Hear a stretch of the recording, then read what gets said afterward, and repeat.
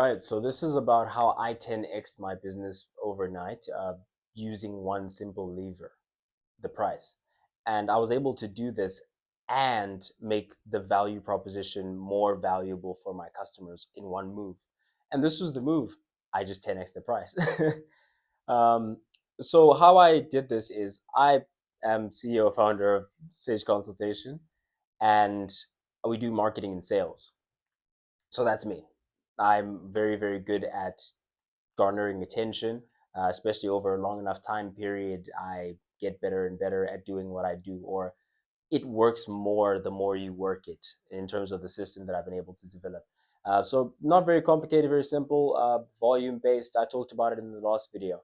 Now, in 10xing the price, I realized that I would be working with a different sort of avatar that is going to be not only more suitable to work with for me, but this is going to work a lot better for. Um, and my skill set was better used working with bigger businesses. And so what it is on my end, actually executing on the marketing and sales, there are no real hard costs except for the time that it takes me to come up with the marketing, the campaigns, etc., and also the strategies around the social medias, this and that, and then actually executing that. So that's the burden to me. What I added was I now have about 10 web developers that are working for me, or that I'm outsourcing to basically my websites and stuff like that. So now I actually increase the value proposition for the customer. And so it makes a lot more sense for the customer to have something to funnel all that attention through, and to in addition to just doing the social medias, they're now going to additionally get a website if they didn't have a website, and then I'm going to be able to use all that traffic that I generate through whatever I can't directly funnel to the DMs of whatever the specific applications are. I will be funneling to the website, and so it's a very easy call to action when it comes to actually getting people to follow through. When it's a, instead of buy now, DM me, when it's a for more information, click this, that pulls a lot more.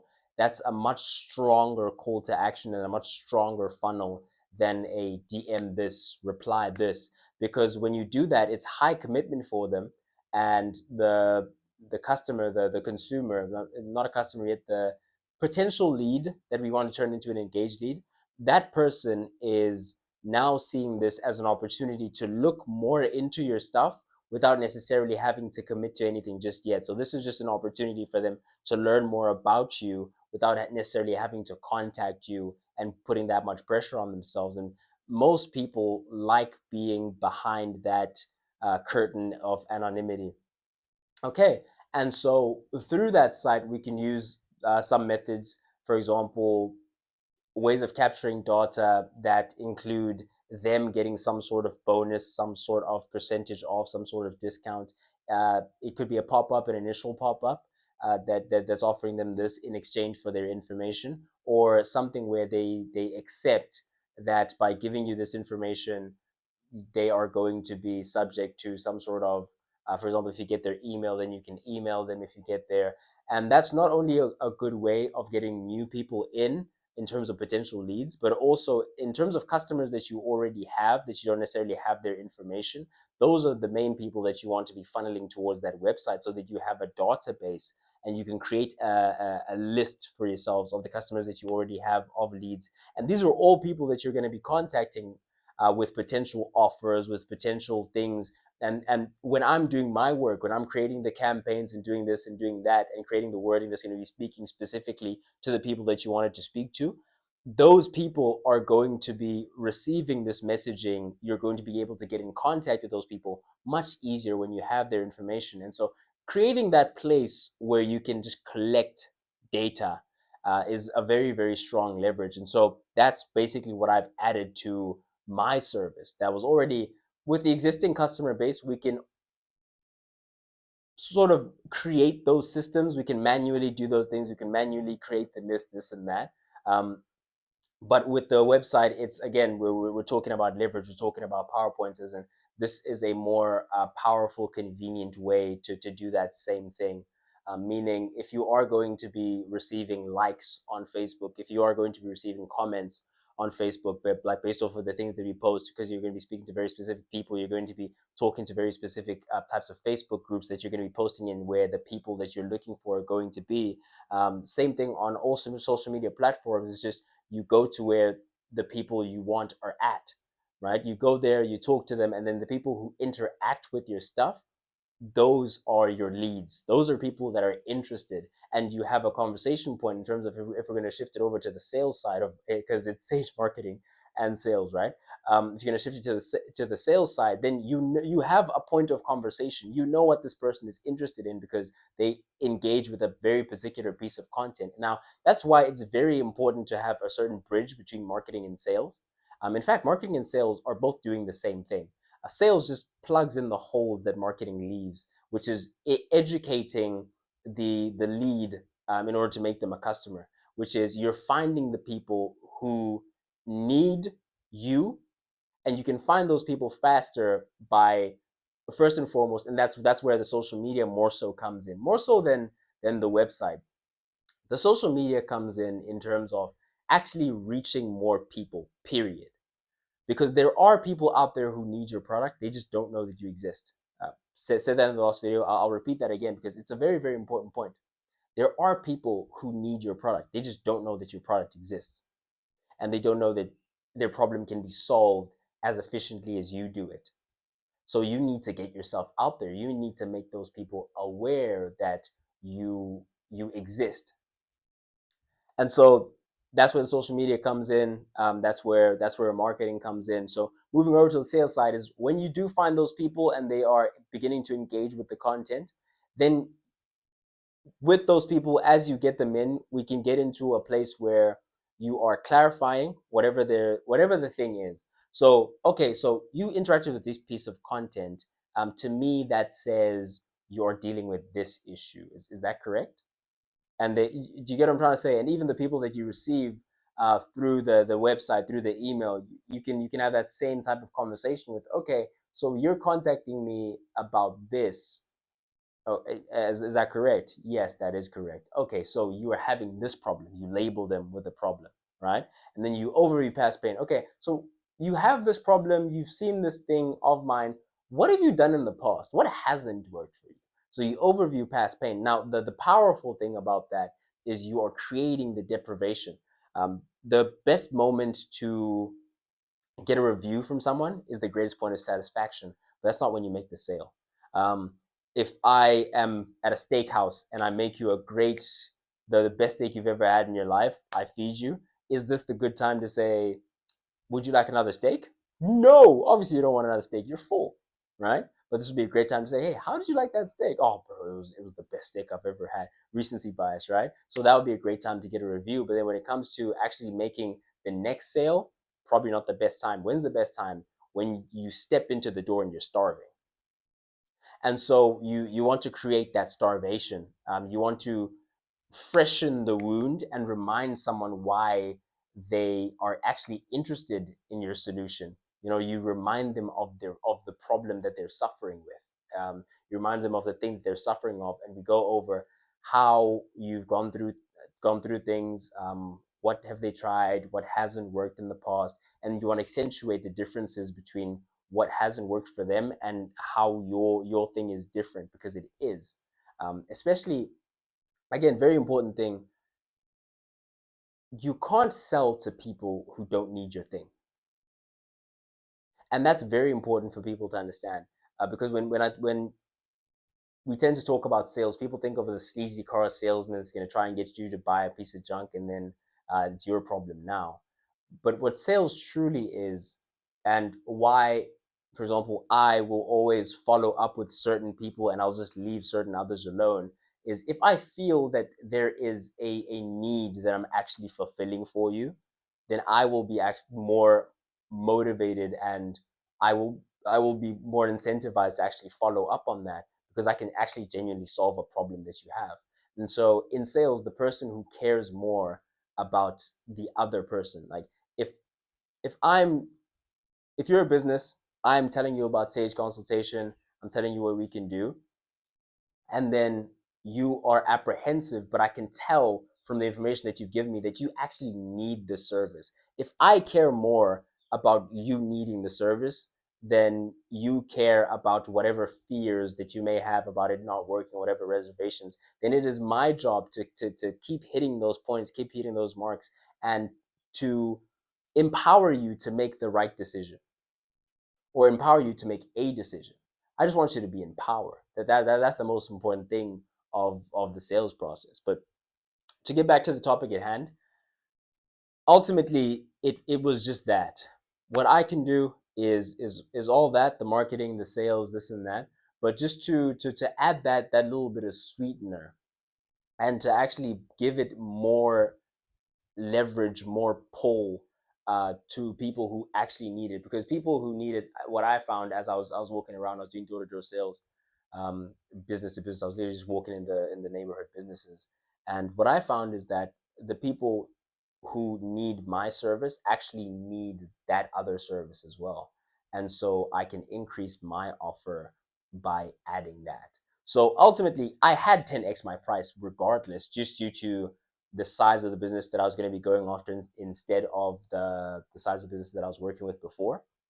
Or I was working with solopreneurs before, and then I thought, no, let me actually go into a bit bigger businesses, um, literally based on my bandwidth and what I can handle. And then the question became, but okay, now that I've thought of this price point and I want to come in at this price point, um, what would it take to make my service valued at that? And so that's when the thought of the web developers, graphic designers, stuff like that, people to actually create the posters, to create the websites, to so it's basically bringing what I have in my mind to life. I need people to bring that to life, and that is ultimately making everything more valuable. So that's magnifying or amplifying what I do, right? If we can put a certain look to it, if we can make it a certain quality, and I have copyrighted the right words on there to attract the exact customer that we're looking for, then that becomes a much more powerful tool than just me saying, oh, this is what you ought to do. So it's moving closer to that done for you kind of service rather than done with you, of which consultation is purely the done with you type of thing, or rather even done ahead of time, in terms of you can come through and give people the information that they need. I moved more to give my thing a bit higher value. I moved more towards the done with you, and I'm moving closer to the direction of done for you, because we always have to keep the value equation in mind, which is, what is the dream outcome? What's the perceived likelihood of achievement? And that this is all, so it's perceived likelihood of achievement multiplied by the dream outcome. This, it's multiplication here on top, right? Okay, let's swap it over, bring it back to the right side. So dream outcome, perceived likelihood of achievement, and that's all divided by time, effort, and multiplied by effort and sacrifice. Meaning the higher the number on top is and the lower the number on the bottom is, the higher the value of the thing that you are giving to your customer, essentially. And so that's how I can 10x the price, but also increase the value at the same time.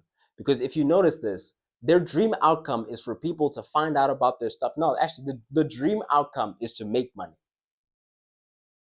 Okay, what's the perceived likelihood of achievement of me making money if more people find out about my stuff?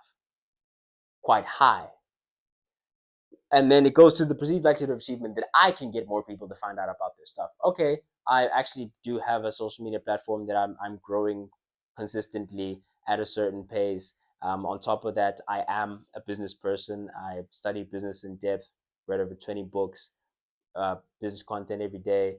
On top of that, you stack web development, and you stack the actual creation. And so basically, okay, in terms of this side, perceived likelihood of achievement, yes, it is that stacking of those skills that's very, very important. It's very important to be able to analyze what can I do, and what other people's skills can I stack on top of my skill in order to make this whole thing more valuable? How? It increases that perceived likelihood of achievement, but watch this. It also decreases the effort and sacrifice because they don't now have to go. Now they have me, and then I'm with them saying, hey, we need to look for a web developer. We need a website. Maybe you can do without a website. To be honest, I don't have a website yet. However, it would be much quicker time delay.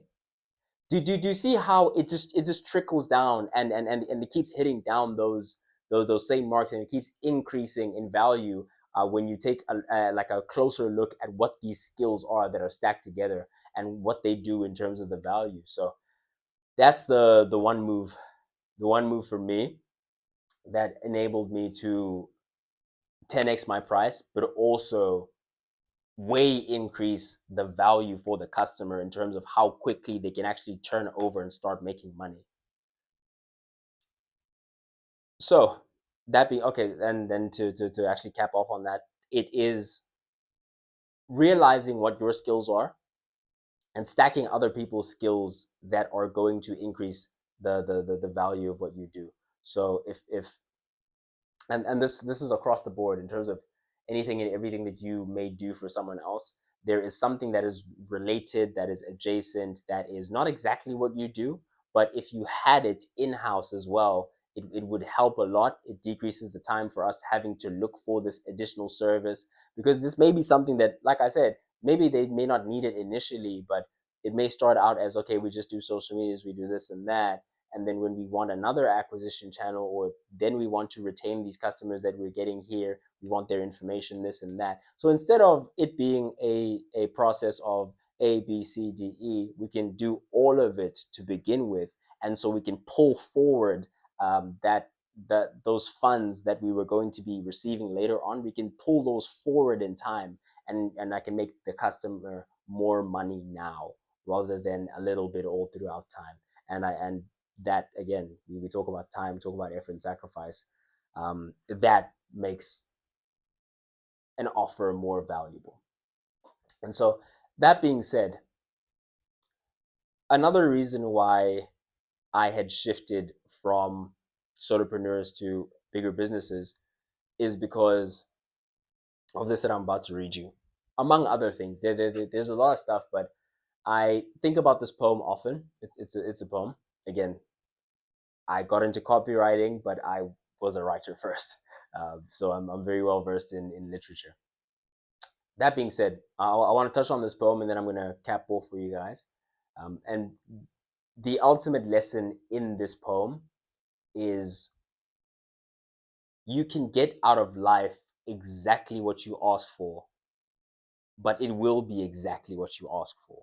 And so when you know what you want, the question, what would it take? It will give you the price point. It would tell you what the price point is to achieve what it is that you want. And you must be willing to bear that cost, but understand that you can literally ask for anything that you want. Let me let me hit it, and then hopefully I'll be able to drive it home a little bit better afterwards. Yeah, I just want to preface it so that you guys can just understand it as well as I would like you to. So it's My Wage by Jesse Bale Rittenhouse. I bargained with life for a penny, and life would pay no more. However, I begged at evening when I counted my scanty store. For life is just an employer. He gives you what you ask.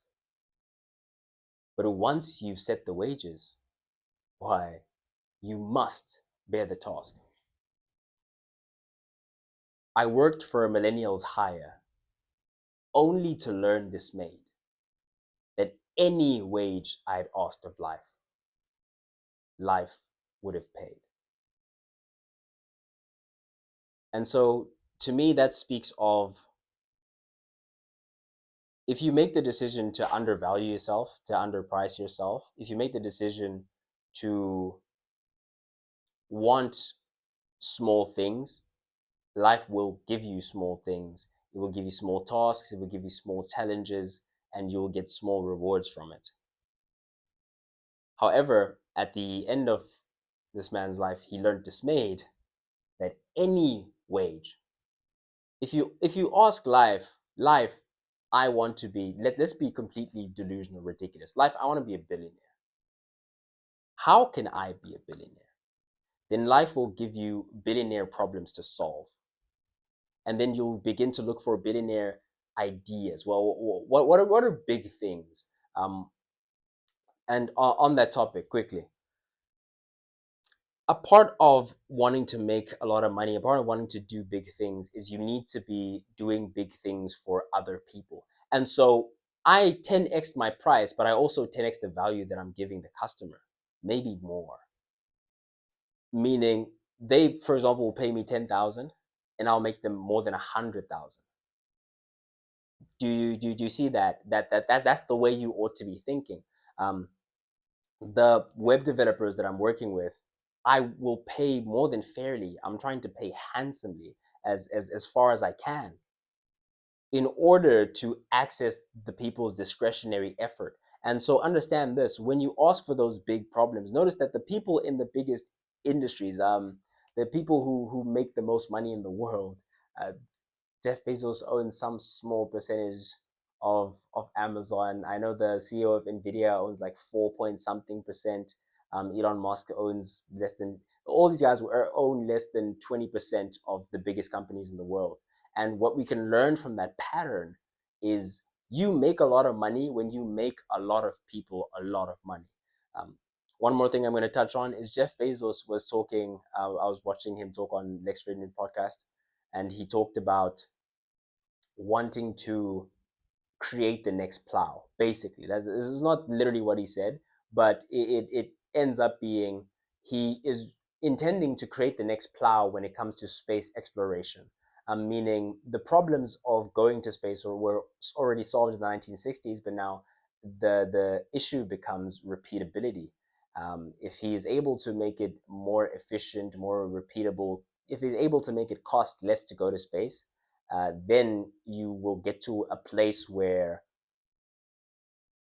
a space program can be started by two teenagers in a dorm room.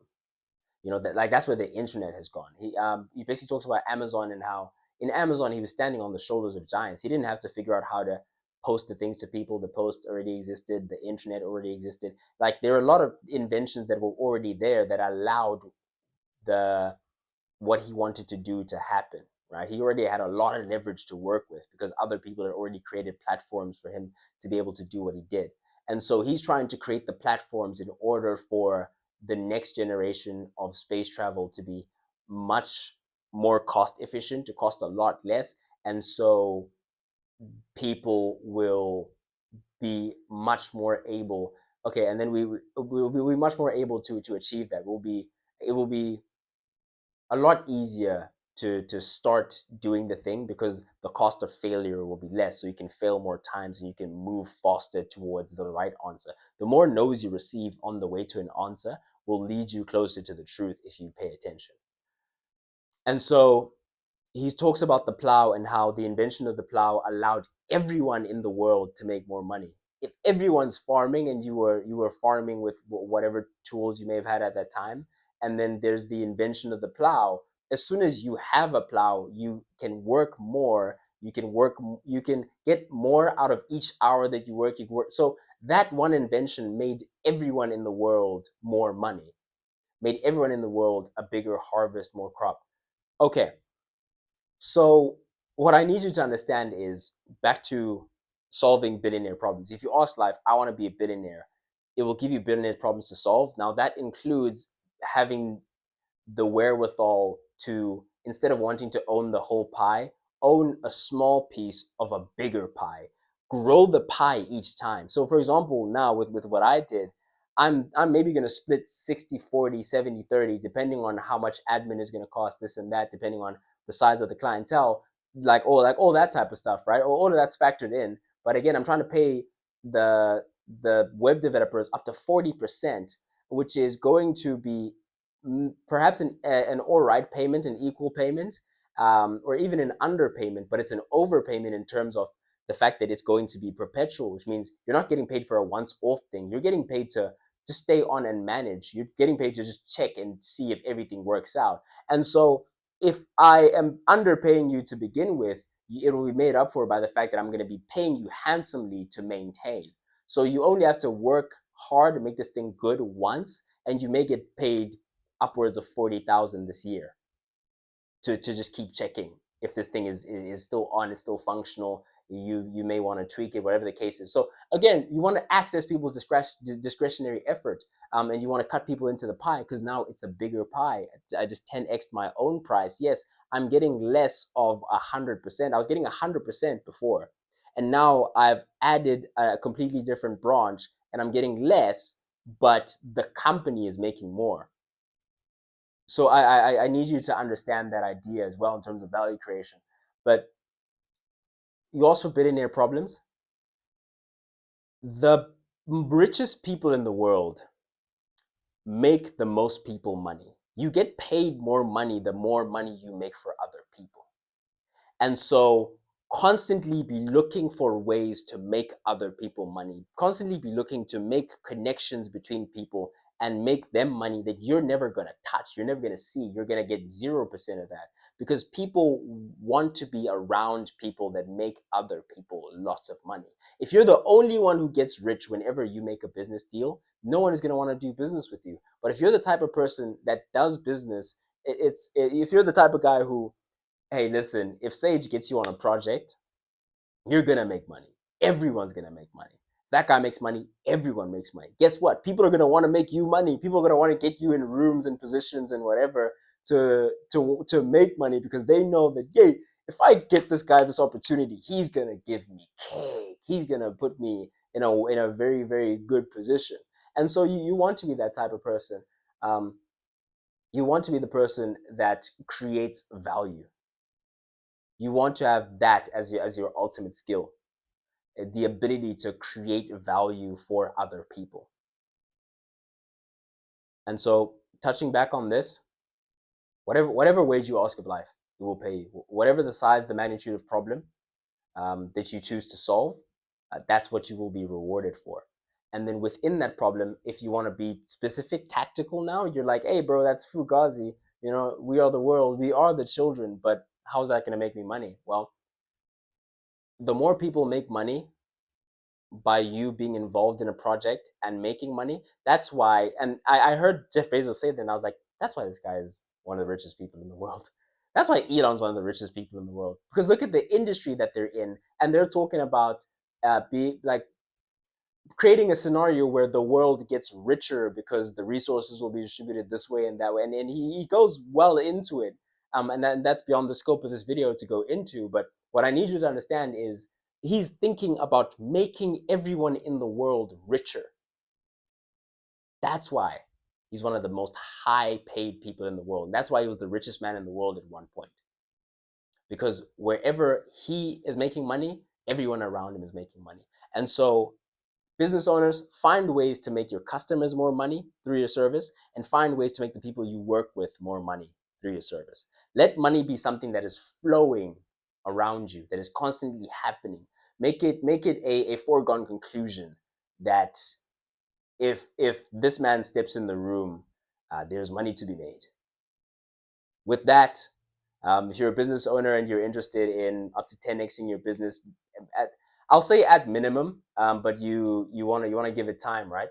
People overestimate what they can do in a month, but underestimate what they can do in a year. Just as they overestimate what they can do in a year and underestimate what they can do in 10. So if you're going to come in, not overestimating, understanding that I'm not a magic man, I'm not some sort of miracle worker, but I know what I know, and there are techniques and methods that I'm literally discussing now openly to being able to pump volume, get some eyeballs on your thing. And when you pump volume and you get the correct eyeballs on your thing, the likelihood that those people that are in that audience that need your thing are going to contact you increases. That's all I'm saying. So business owners, hit me up. You can comment down below. You can find me on all social media platforms. Just DM me. Let's work and we'll get to work. But if you are here viewing this YouTube channel, I love you guys. I appreciate you guys. Please do hit that subscribe button. I have been Sage, signing out.